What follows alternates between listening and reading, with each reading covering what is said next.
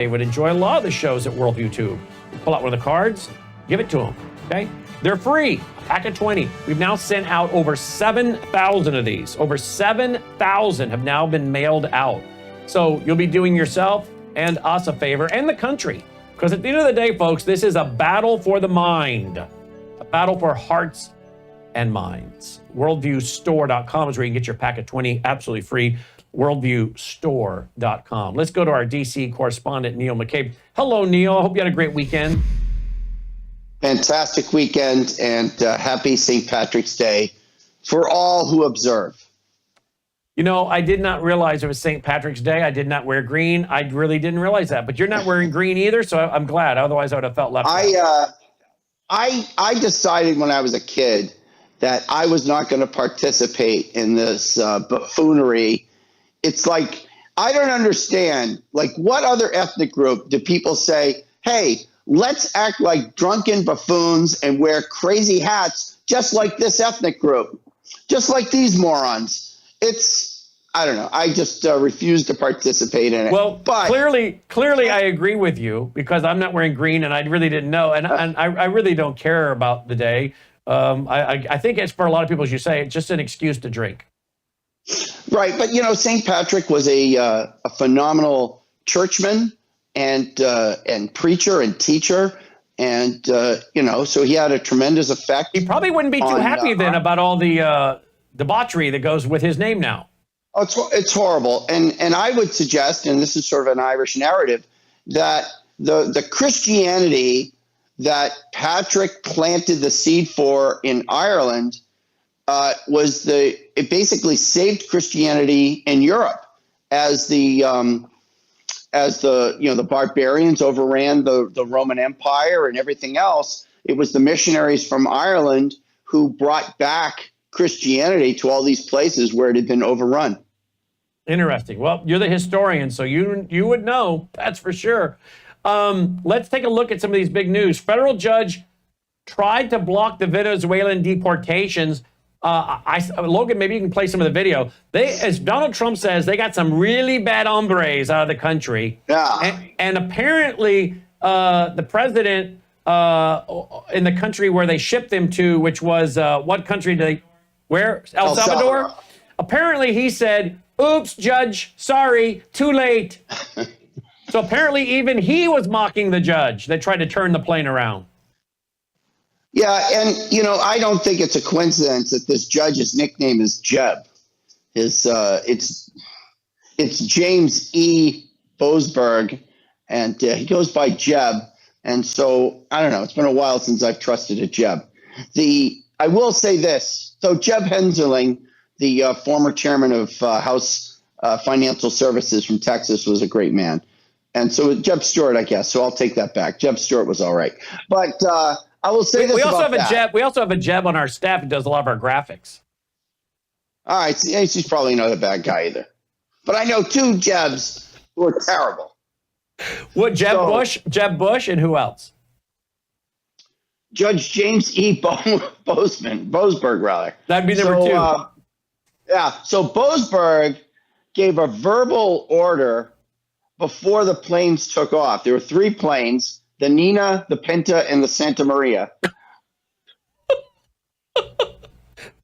Wait a minute, those are three ships. Wait a minute, that was Christopher Columbus, wasn't it? That might not be true, but anyway. I think you were just testing to see if I was listening. Well, the joke is, name Columbus's 5 ships. And so you say, oh, the Nina, the Pinta, and the Santa Maria. And I say, yeah, because the other 2 fell over the side. So the other thing is that the judge gave his verbal order saying, hey, no takey-offy, right? Don't do it.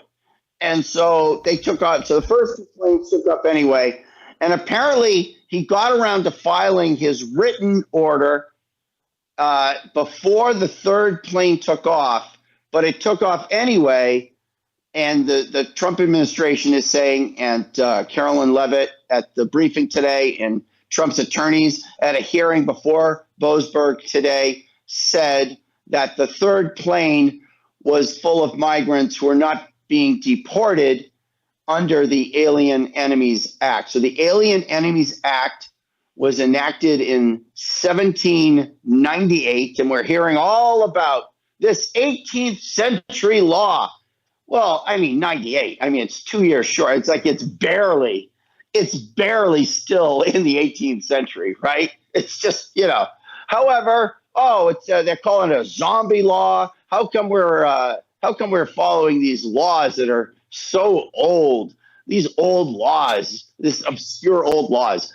Well, the Logan Act was 1799, which was enacted because a Quaker doctor from Philadelphia, George Logan, went to France to negotiate with the French government in basically opposing the efforts of the Federalist administration of John Adams to oppose this French revolutionary government. The Alien Enemies Act was written because French agents were infiltrating and fomenting trouble in the United States. And of course, they were being aided and abetted by the Jeffersonian Democratic Republicans. And so the Federalist administration, enacted the Alien Enemies Act as part of a larger group of laws called the Alien and Sedition Acts. And so here it is. I think the most famous execution of the Alien Enemies Act was the internment of, say, 120,000 Japanese during World War II. And if you believe in birthright citizenship, at least 50,000 of those interned were U.S. citizens because they were, when you intern the parents and they have children, what are you going to do with the kids? So the kids went with the parents to the internment camps.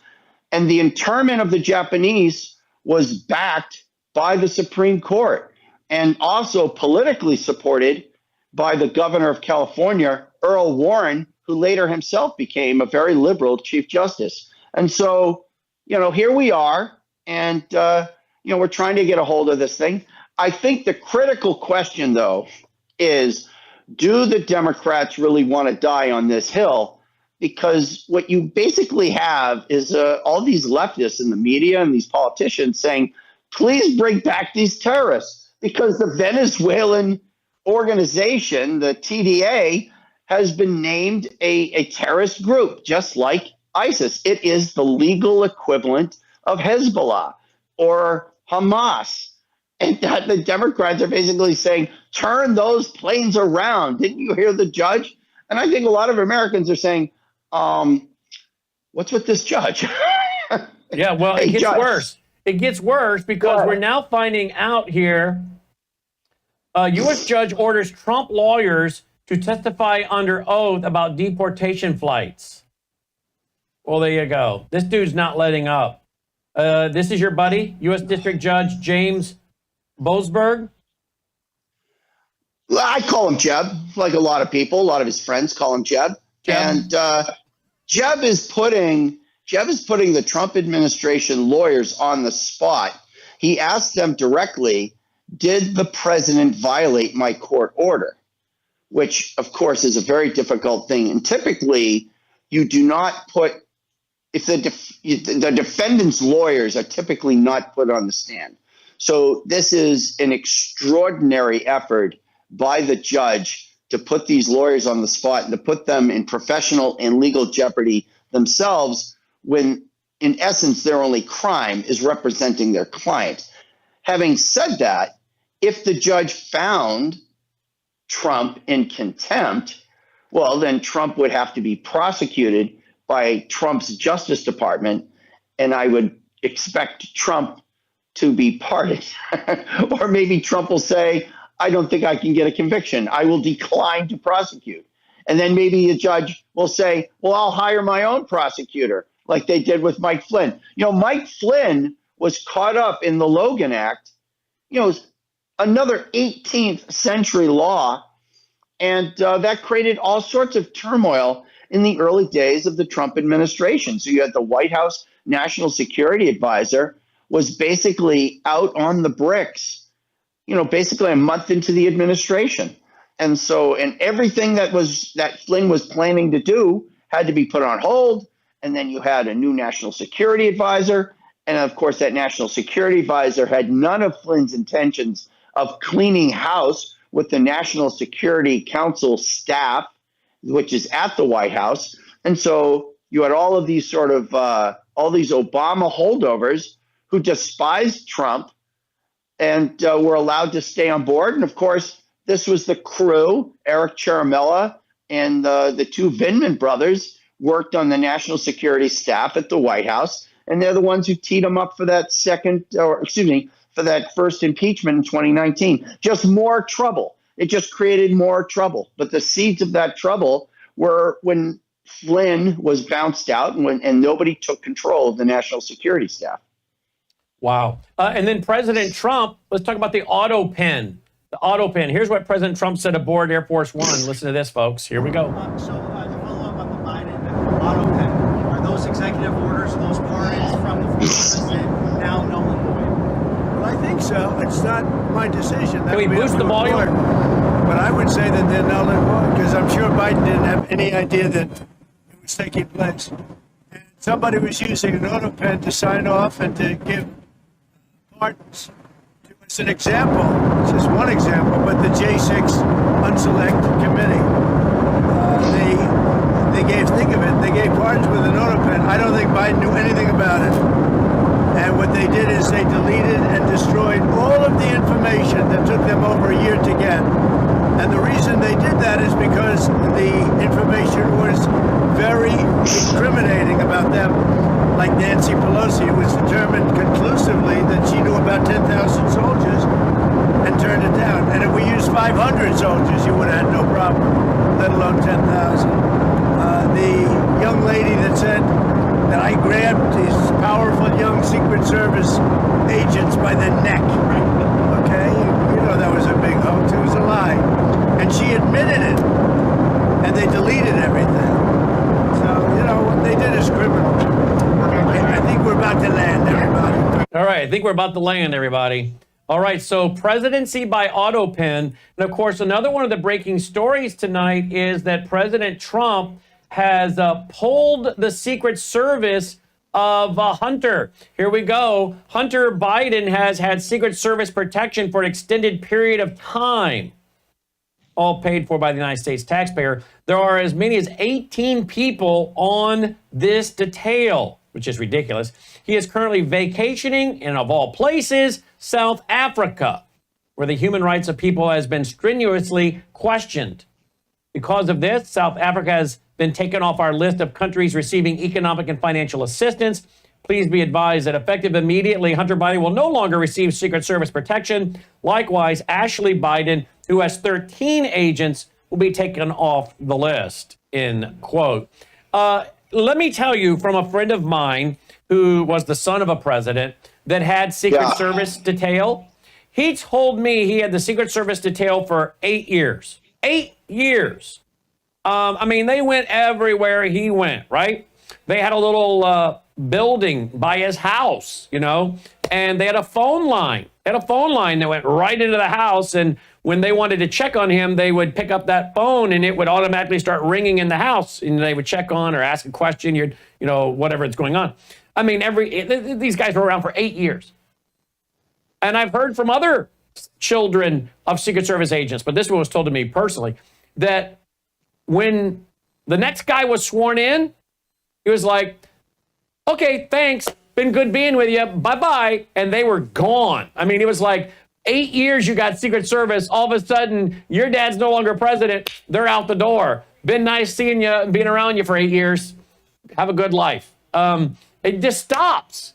This has been going on, and he's got 18, she's got 13. Are you kidding me? Yeah, well, the Secret Service, of course, was involved in trying to retrieve the Hunter Biden's laptop.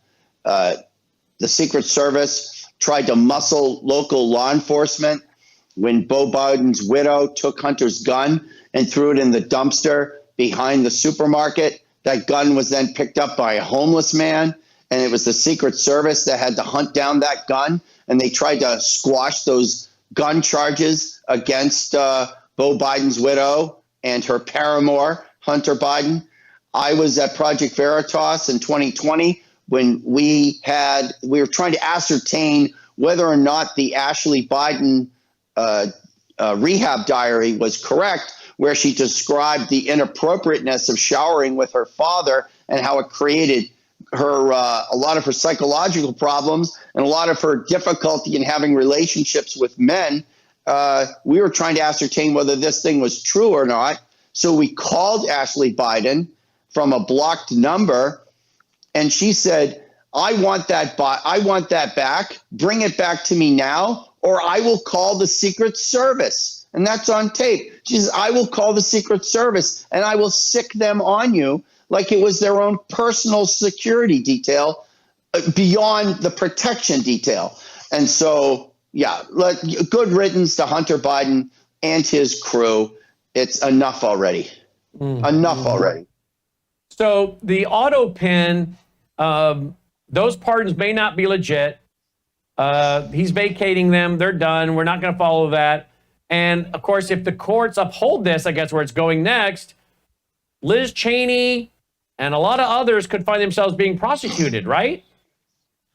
Right. So the J6 committee took a lot of its testimony in private sessions, and they classified a lot of this stuff so that if Republicans got a hold of it, they would be guilty of leaking classified information. And so the J6 committee was a complete rig job. One of the things they did was that if there was any information that was exculpatory or favorable to Trump and the MAGA people and the Trump team, it was then memory hold and then never saw the light of day. And so I know of an exact specific case of someone who testified before the J6 committee. The transcript was referenced as a footnote, but the transcript itself is unavailable. And so in the official J6 report, there are citations in the back, but his transcript itself is unavailable. So they footnote it, but there's no way of verifying if the footnote matches what they said it did or the citation. Then the J6 committee took a bunch of their stuff and sent it to the National Archives. So you have the legislative branch taking its materials and giving it to the executive branch because the Republicans were going to take over the House of Representatives. And so they wanted to make sure that the Republicans wouldn't be able to touch these documents because they would then be controlled by the Biden administration. And then, of course, a lot of that stuff disappeared. And so and then, of course, Cassidy Hutchinson lied in her testimony, and her lawyers were allowed to basically rewrite months after she testified. Her lawyers were allowed to basically rewrite her testimony so it lined up with the truth. But of course, the correction was never made public. And so, but it was there in a file somewhere to protect her against perjury. The whole thing stunk to the high heavens, but here we are. Wow. Here we are. Let's see here. What else do we have? Let's go to, let's see, I played that one.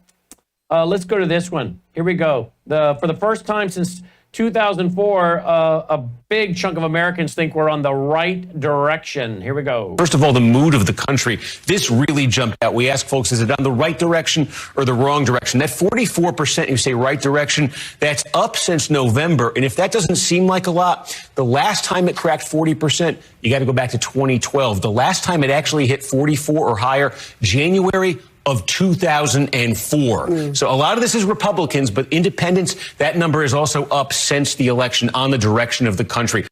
Wow. So I guess the liberal media, they probably just cannot process this, can they, Neil? No, it's very difficult because it creates this cognizant dissonance where their reality in their bubble does not match the reality that everyone else is living in. And so it's this bizarre world where, they talk to each other. It's like this echo chamber. And so I think it's also interesting that, because we've been granted 12 years of Trump instead of 8, with that with the reflection and the contemplation and everything that Trump and his team went through in the 4-year interregnum is that they understood maybe the stock market isn't so important, right? Biden had a great stock market, but people were miserable. They thought the economy was horrible, even though the stock market was great. So when the stock market crashes, or not crashes, but has a bad day, a very bad day, like it did last week, Trump just shrugs it off. Okay, whatever. And so I think a lot of stuff, they've been through a lot of these sort of mini scandals about, people in the administration caught up with old tweets or something like that. Something that in the first administration would have just shut down everything and they would go into crisis damage control. Now they just shrug it off and they drive on. They drive on. The tariffs are happening. The deportations are happening. Doge is happening. And it's like they're expanding Doge. It's like, he had so many opportunities to clip Elon Musk's wings. And frankly, in the first term, I don't know if Elon Musk would have survived the first few weeks. I mean, it was pretty harsh. It was pretty nasty. But in the second term, it's like, who cares? We're driving on. We're driving on. We were hired to do a job. Here's breaking news from Paul Sperry. I quote him quite a bit over the years. He wrote the book Muslim Mafia with my regular guest, Dave Gobbets. Only 49 employees have been showing up to work full time at Fannie Mae's headquarters, where more than 2,900 employees are supposed to work, according to Bill Pulte, Trump's new director of the Federal Housing Finance Agency, which oversees both Fannie Mae and Freddie Mac. I'm telling you, I got a video I'm playing tonight on Brandon House Live of Carrie Lake talking about, $1 billion, $500 million, or whatever it is, contracts for government buildings that are not needed. How much money laundering and scamming is going on? Hey, you got a family and a friend? Yeah, we'll get them a job. They won't even have to show up. It's been horrible. It's been horrible. And the thing is, like I said to you, at CPAC when we were talking after the president, is that, the people who are ripping us off, right? They went to all the best schools. They're from all the best families. These are our elites, right? These are the fancy people who are always lecturing us about morality and norms and ethics. And they're just ripping us off blind. They are looting the Treasury, and they don't care. They don't even blink as they give themselves all these crazy contracts and grants. I will say this, though, and I wrote about it on Red State today. Gordon Chang, who's an ally and friend of the president and one of the leading experts on China in the United States. And by the way, he's a regular guest here, and he'll be at our fall conference as a keynote speaker in October. Yeah, and Gordon Chang has done more than probably any other American to change people's attitudes about China, obviously outside of Trump or maybe Peter Navarro. But Gordon Chang told me that Radio Free Asia was never the basket of snakes that, say, Voice of America or Radio Free Europe was, and that Radio Free Asia was actually focused on taking down the CCP and reporting from China what was really going on in there. And it's a shame if Radio Free Asia gets sort of lost in the sauce, because Voice of America is horrible, like NPR or PBS or even the military newspaper Stars and Stripes. They're all horrible. However, from my reporting and people I've talked to, Radio Free Asia should probably be spared and kept going. But you're right. Carrie Lake came out and said that there was this completely useless building that the Voice of America was leasing, and that there was not only was this multi-million-dollar lease, but it was a multi-million-dollar commission to some friend of a friend. So it's all payroll for pals. It's all looting. And you talk about the looting, right, by the fanciest people in the world. Johns Hopkins in Baltimore was complaining that they lost $800 million in grants, and so they had to let all these people go. Columbia University is suing in court because they're losing $400 million in federal money. If these colleges are getting so much money, if they can't survive without federal funds, how are they still private? How is it a private university if you're getting 400% or 10%? Yeah, exactly. How is it? It's absolutely absurd. And so I love the idea that we're just cutting these guys off. And, you know, Johns Hopkins and Columbia, they both have endowments of $15 billion. They could pay for all this research. They could hire all these people. They could buy back the student loans of their students who are getting crushed by student loans, and they're not. So basically, the whole time they're sitting on $15 billion endowments, they continue to take more federal money. Like they need the money. Like we can't think of schools that actually need money, but probably not Columbia. And when you think about the real estate and everything else that they're sitting on in Manhattan, it's ridiculous. All right, let's go to Fani Willis. What's the latest on her before we run out of time here? A good friend of the show. I don't know if she ever agreed to come on. I know that's always that the opportunity is always available. Fani, if you're watching, if you ever want to be a guest on Washington Report or Washington Desk, which airs Saturdays and Sundays, 7 in the East, 8 in the Central. I guess what's whatever. 6 in the. Figure it out. 7 in the East, and the rest of the country knows how to figure it out. So anyway, Willis, whose father was in the Black Panthers, interestingly, Fani Willis was ordered by the court to pay $54,000 in lawyers' fees and damages because Ashley Merchant was an attorney for one of the people charged in that bogus RICO case for election interference.